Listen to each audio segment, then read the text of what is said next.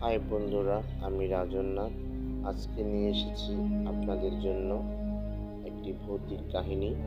মূলচাঁদ মারা গেছেন 20 বছর আগে, কিন্তু এখনো তিনি ছাড়তে পারেননি পৃথিবীর এই মায়া। অজয়দের চোরাবালি আর গোলা জলের ভালোবাসা, অনেকের কল্পনা এখানকার ভূত সেই মুন্সেফ ও তার হত্যাকারীর দল। মুন্সেফ ভালো ভূত, সে এলাকার লোকের প্রাণ রক্ষার কাজও আজও করে চলেছে। সাদা বেগুনে কালো খোয়াপাড়ের পূর্ব দিকের বাংলোঘাটের মুন্সেফ কোয়ার্টারে হাতের যে দৃশ্য, সেই জানে চাঁদের আলোতে ফিরিয়ে দেয় পুরনো মায়া। গোপনে শুনেছি এই স্থানে রাতে কোর্টের মুন্সেফ তার খাতাপত্তর বগলে নিয়ে ফাঁকা মাঠে কোর্টের কাজ সারেন। হয়তো তার পুরনো অভ্যাস এখনো ভুলতে পারেনি। এর পাশ দিয়ে যে রাস্তাটা চলে গেছে সেটি অজয়ঘাটে মিলেছে। অজয়ের রূপ এখানে এসে অপরূপ অথচ ভয়ঙ্কর হয়ে উঠেছে। এই অঞ্চলে চোরাবালি অনেকেরই প্রাণ কেটে নিয়েছে, তাই এখানে সাবধান বাণী লেখা আছে। বিপজ্জনক এই জায়গায় সহজে কেউ আসে না, সকলেই এড়িয়ে চলে।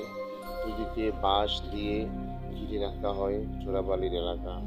এবার তান্ত্রিক জেঠুর, আমার বহুদিনের চেনা জেঠু, তিনি বলতেন, এদিকে অমাবস্যা রাতে একা অজয়ঘাটে যাবি না, তবে তারা চাইলে তোকে টেনে নিয়ে যাবে ছদ্মবেশে। আমার ছোট কাকু ছিলেন বড্ড ভীতু। কাকু বললেন, শিবের অনুচর দেবজনী বিশেষ অশরীর প্রেত বা পিশাচ জীব প্রাণী, ইন্দ্রিয় গ্রাহ্য বস্তুসমূহের মূল উপাদান পঞ্চভূত পরিণত দ্রবীভূত বাষ্পীভূত বিদ্যমান রয়েছে, যার বর্তমান অতীতকাল ভূতপ্রেতের দ্বারা আক্রান্ত। অমাবস্যা আর কার্তিক মাসের কৃষ্ণা চতুর্দশী তিথিতে উপদ্রব বাড়ে।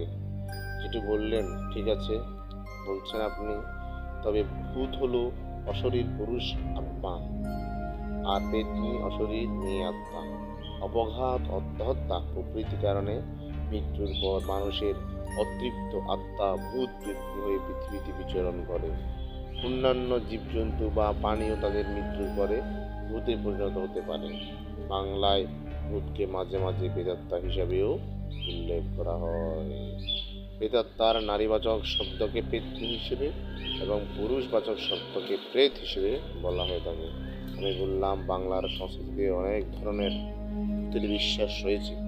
তাদের মধ্যে উল্লেখযোগ্য হলো নারীভূত, যারা বেঁচে থাকতে কিছু অতৃপ্ত আশা নিয়ে অপমৃত্যু হয়।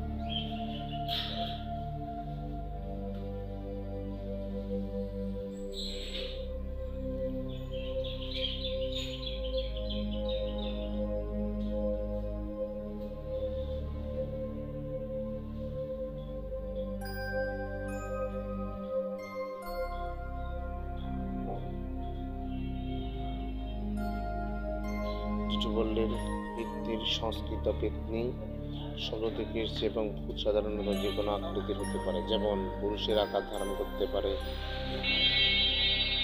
এসব ভূত সাধারণত বেঁচে থাকতে, কোনো অপরাধ করতে প্রতিশ্রুতিবদ্ধ থাকে এবং মৃত্যুর পর অভিশপ্ত হয়ে পৃথিবীতে বিচরণ করে। পেতনিরা সাধারণত ভীষণ বদমেজাজি হয় এবং কাউকে আক্রমণের পূর্ব পর্যন্ত স্পষ্টতই মানুষের আকৃতিতে থাকে। পেতনিদের আকৃতিতে একটি সমস্যা রয়েছে, তা হলো তাদের পাকগুলি পিছন দিকে ঘোরানো। সংস্কৃত শব্দে শাকচুন্নি থেকে এসেছে। এটা হলো অল্প বয়সী বিবাহিত মহিলাদের ভূত, যারা বিশেষভাবে তৈরি বাঙালি শুভ্র পোশাক পরিধান করে এবং হাতে শাঁখা পরিধান করে। শাঁখা হলো বাঙালি বিবাহিত মহিলাদের প্রতীক। লোককথা অনুসারে জলাভূমির ধারে আম গাছে বাস করে এরা, এবং ছোট ছেলে মেয়ে দেখলে তাকে আকৃষ্ট করে ফাঁদে ফেলে। কখনো কখনো সে মানুষকে জলাভূমি থেকে মাছ ধরে দিতে বলে, কিন্তু সাবধান, শাকচুন্নিকে কখনো মাছ দিয়ে আত্মা তার হাতে সমর্পণ করে দেওয়া। মাছ পেলে তারা মানুষকে মাছের মতো কামড়িয়ে চিবিয়ে খেয়ে ফেলে। কিন্তু মানুষ তো এক প্রকার হয় না।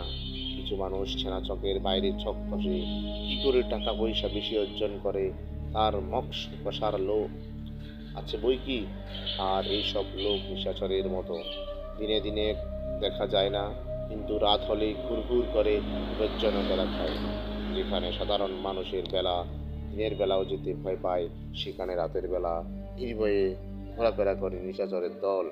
আমি ভূতের কথা শুনেছি, কিন্তু কোনোদিন চোখে দেখিনি। বা বলতেন, চোখে না দেখা জিনিস কখনো সত্যি হয় না। কথাটা অন্তরে গেঁথেছিল, ফলে কোনোদিন ভূত দেখা তো দূরের কথা, আজ পর্যন্ত ভয়ই পাইনি। বাংলা ঘাটের বদনাম আছে, এখানে ভূত নাকি বাঁশ বাগানের ভিতর হেঁটে বেড়ায়। একদিন ব্যাগপত্তর গুছিয়ে চলে এলাম বাংলা ঘাট। গরমের সময় নৌকা বিহার বেশ জমে উঠল। হঠাৎ দুই বন্ধু জুড়ে গেল ধীরে ধীরে। তাদের একজোড়া বুড়ো মদনটা আর একজন ছোকরা মারাদারা। মরা নামটা শুনে আমার গা ঘিন ঘিন করে উঠল। শ্মশানের সময় শবদেহে পোড়ার গন্ধে নাকি ভেসে এলো। বললাম, মারাদা, এরকম ভটকা গন্ধ কোত্থেকে এলো?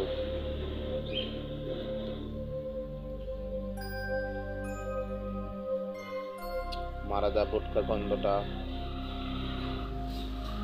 আসছে শুনে মারাদা বলল, সামনে শ্মশানে মরা পড়ছে হয়তো, আর তাছাড়া আমার মুখে দুর্গন্ধ আছে। দিন রক্ত খাইনি তো। আমি বললাম, কি যে বলো, রক্ত আবার খাই কিনা? মারাদা বলল, আমি কি তাই বললাম নাকি? মদনটা বলল, হ্যাঁ বললি তো, গাজার নেশা ধরেছে নাকি? মারাদারটা বলল, ঠিক বলেছ, আজ ঠান্ডা বেশি হয়ে গেল, দাও লিখে এক ছেলে। তারপর আমার সঙ্গে দুজনের গাঁজা খেয়ে গল্প করতে লাগলো। তারপর আমার দিকে কলকেটা এগিয়ে ফিরিয়ে বলল, নাও টান, দেখবে কেমন হালকা মেজাজে গান আসবে অন্তরে। আমি বললাম, আমি ওসব খাই না। তারপর বললাম, মদনদা, নৌকায় মাছি কই গিরি চলছে নৌকা আনগো। মারদা বলল, সন্দেহ হচ্ছে কি তোর, অন্ধকারে দেখা যায় না। তারপর মাছ ধরতে গিয়ে নৌকায় গল্প শুরু করলো মদনদা। আমাকে বলল, তোমার খুব সাহস মনে হয়েছে। বেশি সাহস ভালো নয়, আমরা মুন্সেফ ঘাটে এসে পড়েছি। এইটা মুন্সেফের রাস্তা। এখানে মুন্সেফ কোয়ার্টার থেকে পায়ে হেঁটে বৈকালিক ভ্রমণে সারে এই ঘাটে এসে চোরাবালি ডুব দিয়ে স্নান করে। আমি বললাম, চোরাবালি থেকে তো উঠতে পারবে না। মদনদা বলল, আরে বোকা, এ তো মানুষ নয়, ভূত। ভূত সব পারে। রাত হয়ে এসেছে। মুন্সেফ ঘাটে মুন্সেফ চোরাবালিতে ডুব দিল। নিজের চোখে দেখলাম মদনদা আর মরাদাটা আছে বলে আমার ভয় পেল না। মরাদা বলল, কি গো, ভয় লাগছে না? আমি বললাম, আমার আছে তাই। মরাদা বলল, আমি মদনটাকে ডাকি। দেখলাম মরাদা একলাফে নদীর পাড়ে নৌকা থেকে লাফ দিয়ে মেরেই আবার নৌকায় ফিরে এলো। মদনদা বলল, এবার তোর রক্ত চাই, ভূত দেখবি নয়, এই মরা এখানে আয়। তারপর মদনদা মরার হাতটা টেনে ছিঁড়ে ফেললো আর পা ধরে চিবিতে লাগলো। আমি ওদের রক্ত মাখা মুখ দেখে মুখের মধ্যে চিত হয়ে পড়ে অজ্ঞান হয়ে গেলাম। পরের দিন সকালবেলা আমি জ্ঞান ফিরে পেলাম। দেখলাম হাসপাতালে শুয়ে আছি। ভূত মারতে পারেনি মুন্সেফের দয়ায়। আমার মনে মনে আছে, মুন্সেফ কালো কোট পরেছিল।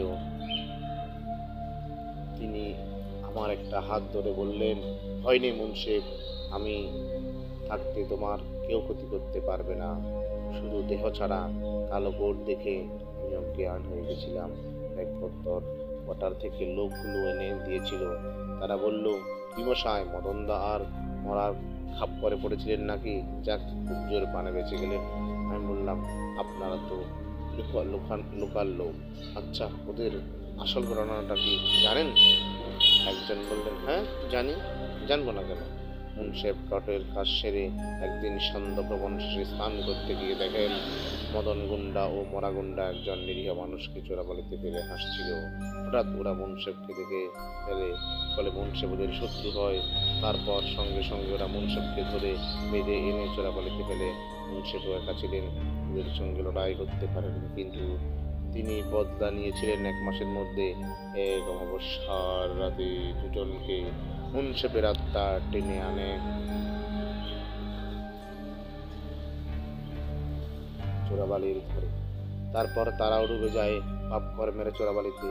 তারপর থেকে ওদের দুষ্টু আত্মা আনাড়ি ভালো মানুষকে নিয়ে আসে চোরাবালির ধারে, আর মুন্সেফ এসে লড়াই করে বাঁচান মানুষদের। মুন্সেফ তাই এখানকার লোকদের কাছে শুভ আত্মা, দেবতা স্বরূপ। তার জন্মদিন পালন করে এখানকার লোক।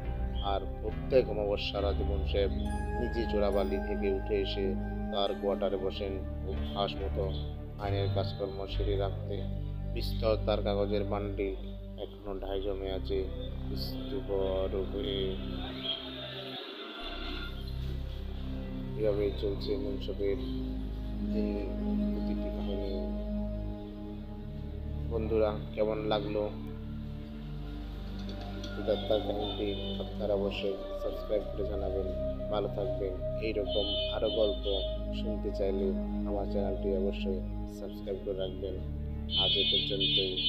ভালো থাকবেন সবাই। শুভরাত্রি।